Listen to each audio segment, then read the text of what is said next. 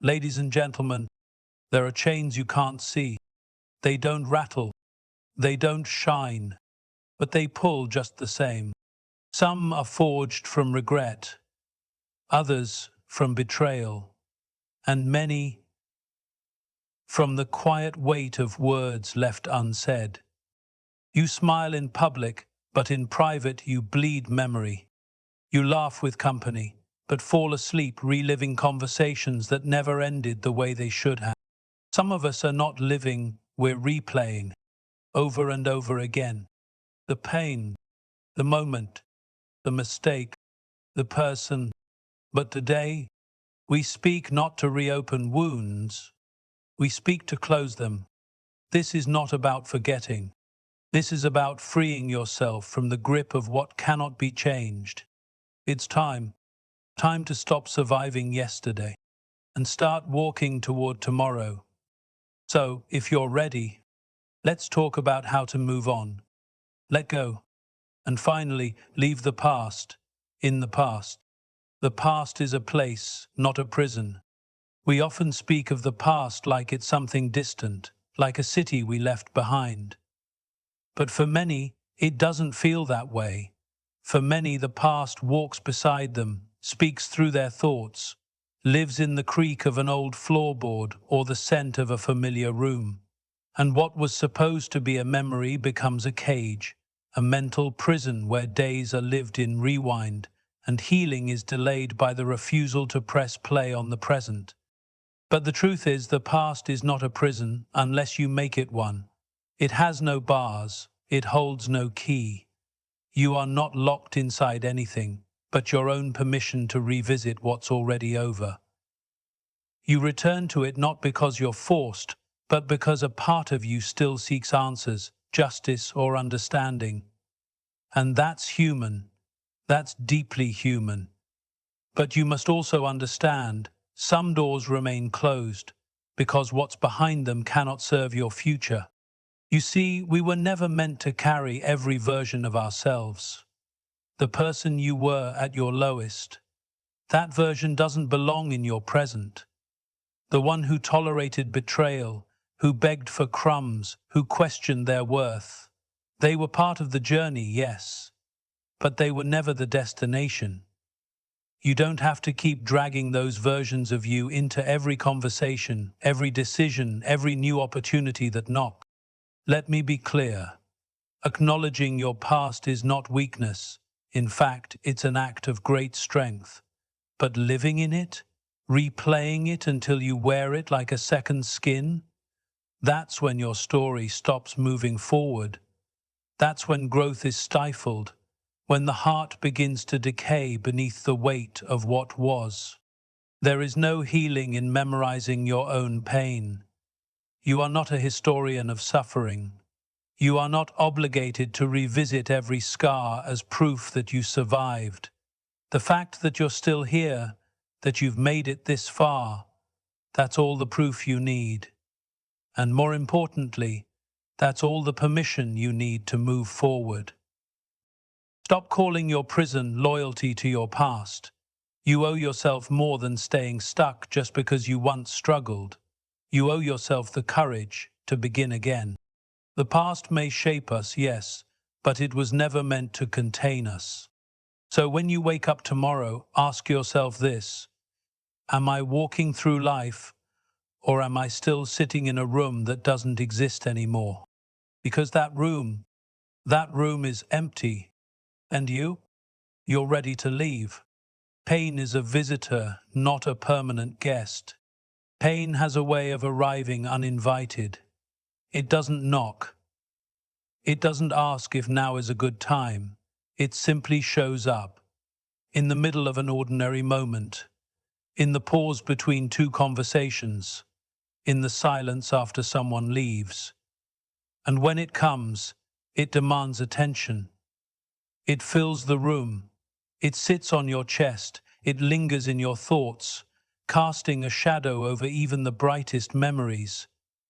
And for a time, that pain feels like everything. It feels endless, heavy, inescapable. But what we must understand, what we must remind ourselves of, is that pain was never meant to stay. It is a visitor, not a tenant. It comes with a message, not a lease. And yet so many of us turn our temporary hurt into a permanent identity. We wrap our pain in narrative.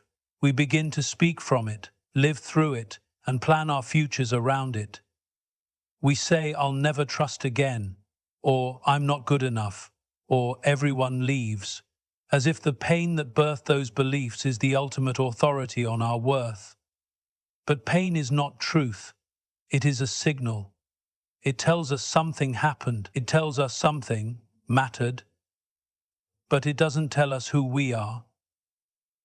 And it certainly doesn't get to decide who we will become. The trouble begins when we allow pain to linger longer than it needs to.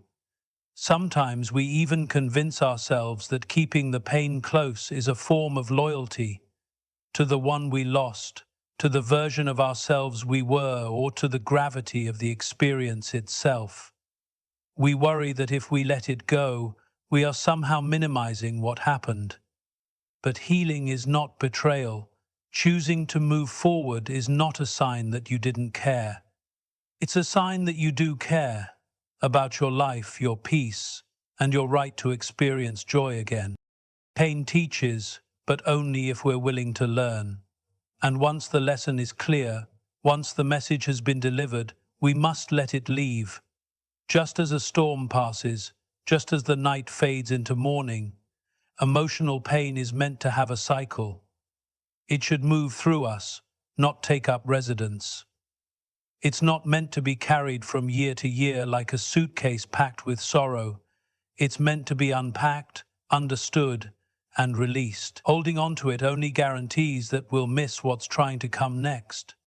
Still, letting go of pain doesn't mean pretending it never existed. It means placing it in its rightful place, behind you. You can honor the struggle without worshipping it. You can acknowledge the impact without surrendering your power. The scar may remain, but it should be a reminder of healing, not a trigger of hurt. We must remember that we are not weak for feeling deeply. Pain is not a sign of failure. It is the evidence of love, of effort, of care, of connection. But staying in pain, nurturing it, feeding it, letting it define every decision, that is not strength. That is stagnation disguised as safety. So today, ask yourself, what pain have I invited in that should have left long ago? What part of me is still waiting for something that will never come? What would it feel like to release the need to suffer in silence? You are not obligated to keep living in the moment that broke you. Pain arrived to shake you, to awaken you, maybe even to transform you, but it is not your home. Let it pass through. Let it speak its truth. And then let it go. Forgiveness is not weakness, it's closure. Forgiveness, a word so often misunderstood. To some, it sounds like surrender, to others, weakness. And to those still carrying fresh wounds, it feels like betrayal. Not to the person who hurt them, but to themselves. We imagine that by forgiving, we're letting someone off the hook. We fear that it means what they did was acceptable, or worse, forgettable. But that's not forgiveness. That's not what it means at all. Forgiveness is not about the other person. It's not about justifying their choices or rewriting the pain. It's about drawing a line between what happened and what will no longer have power over you. Because the longer you hold on to resentment, the more tightly you grip the past, the more you allow the wound to remain open. And every day you revisit it, you invite it to bleed again.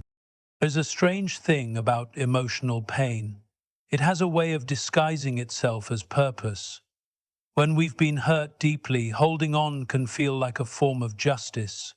We replay the scene, we analyze every word, we try to make sense of why it happened. And slowly, without even realizing it, our pain becomes part of our identity. We start telling the story not just to others, but to ourselves. Over and over again, we wear it like armor, convinced it protects us from being hurt again, but in truth it only protects us from moving on. Forgiveness, then, is not an act of excusing, it's an act of reclaiming. It's standing up and saying, this happened, it should not have, but I refuse to let it define the rest of my life. It's choosing peace, not because they deserve it, but because you do. Because your mental space, your emotional energy, your future relationships, none of them deserve to be filtered through the pain that someone else caused. Some people think forgiveness is a single moment, a one-time decision, but often it's a process. It's a quiet decision made again and again, sometimes daily, sometimes in the middle of the night when the memory returns unexpectedly. And each time you choose not to go back. You choose not to give that person more of your time, more of your energy, more of your identity. That's power. That's strength. That's you taking your story back. Now, there are some who will never apologize. Some who will never acknowledge the damage they've done. They'll live as though nothing ever happened, while you carry the weight of everything they left behind. Forgiveness does not depend on their remorse. It is not about them making it right. It is about you deciding to no longer bleed from a wound they will never understand. You're not weak for choosing peace. You're not foolish for releasing what's already cost you too much. Forgiveness is not the end of accountability. It's the end of attachment. It says, I remember, but I'm no longer ruled by it. It says, I hurt, but I healed. It says, you may have played a role in my past, but you don't get to write my future. Closure doesn't always come with an apology. Sometimes it comes in the silence. Sometimes it comes when you stop waiting for them to fix it and start giving yourself permission to let go. You don't need their understanding to be free. You only need your own decision. So forgive, not because they were right, but because you are done being wronged, again and again, by something that should have ended long ago. You can't heal in a haunted house. Healing is not just about time passing. It's not simply about waiting for the pain to dissolve or hoping that one day you'll wake up and forget. Healing requires space. Clear, quiet, intentional space. But if the mind is filled with echoes, with reruns of old conversations, past arguments, what-ifs, and unspoken goodbyes, then healing cannot find a place to rest. You cannot stitch a wound that's being reopened every day, and you cannot move forward when you're still living in the same mental rooms where everything broke. Too many people try to heal while still sitting in the very environment that hurt them. Sometimes that environment is physical. A home filled with memories, a relationship that never truly ended, a place where the walls still whisper things no one dares to say out loud. But more often it's internal. It's the thoughts you return to, the guilt you rehearse, the emotional ghosts you keep entertaining, and what begins as remembrance quickly becomes residence. You don't just recall the pain, you start living with it. You decorate it, you build a routine around it. Before long, your heart becomes a haunted house, filled with the shadows of what once was and what never will be. The healing asks something different from you. It asks you to stop making space for ghosts. It asks you to stop carrying the burden of unfinished conversations and to stop replaying the moment they left, the moment it ended, the moment it all changed. There is nothing more exhausting than trying to heal in a space that constantly reminds you of the wound. You wouldn't expect a burn to close if you kept putting your hand back into the fire. The same goes for emotional healing. If you're constantly revisiting the source of your pain, intentionally or not, you're not healing. You're just pausing the hurt until it flares again. It's time to cleanse the house, to sweep out the old thoughts that keep circling back like wind through broken windows, to remove the stories that no longer serve you, to stop lighting candles for memories that never return the warmth. That doesn't mean you forget. That doesn't mean you pretend nothing ever happened. It means you stop living as if the past still has the right to shape your present. One of the most difficult parts of healing is choosing to close doors that once meant everything to you. Some doors you've been staring at for years, hoping they'd open again, hoping someone would walk through them with an apology, a reason, a different ending. But sometimes closure is not about the other person. It's not about them coming back to explain.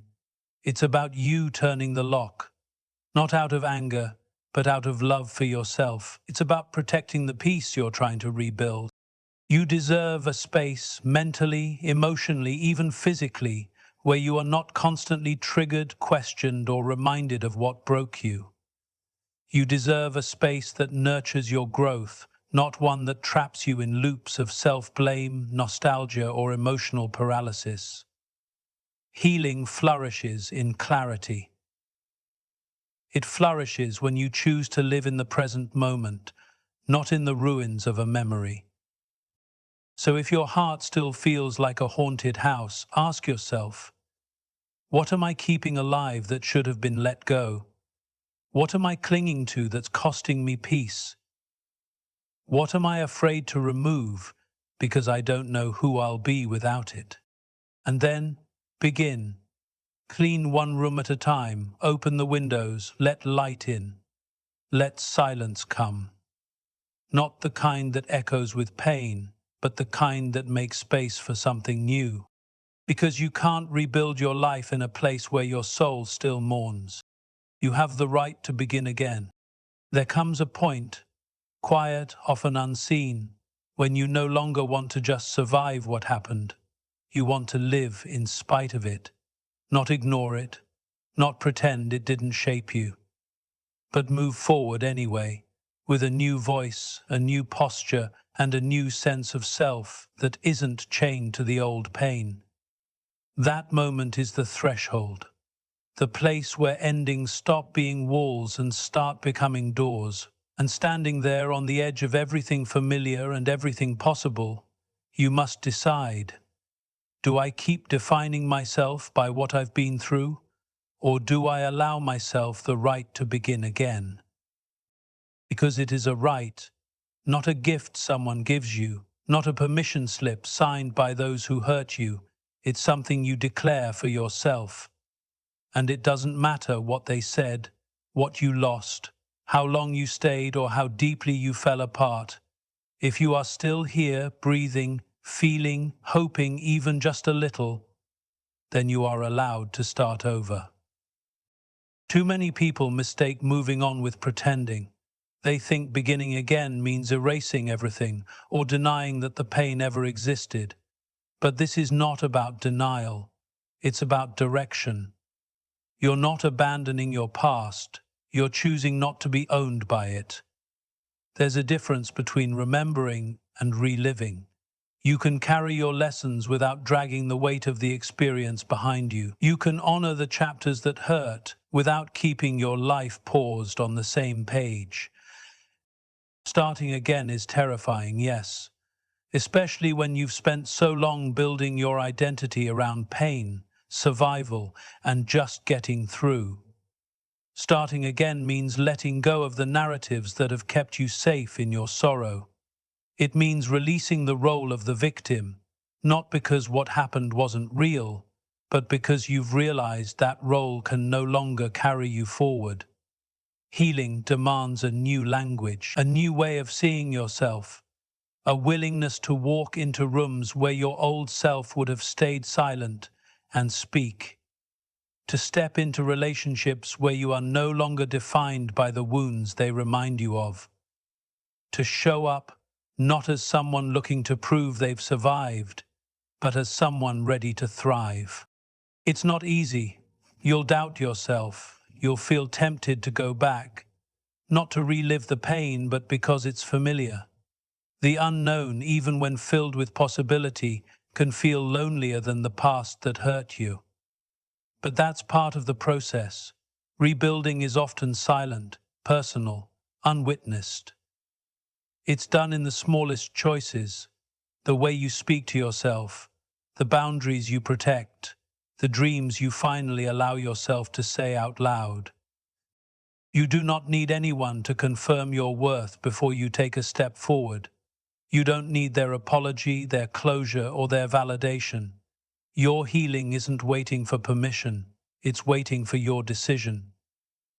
And beginning again doesn't mean you erase your past. It means you stop letting it dictate who you're allowed to become.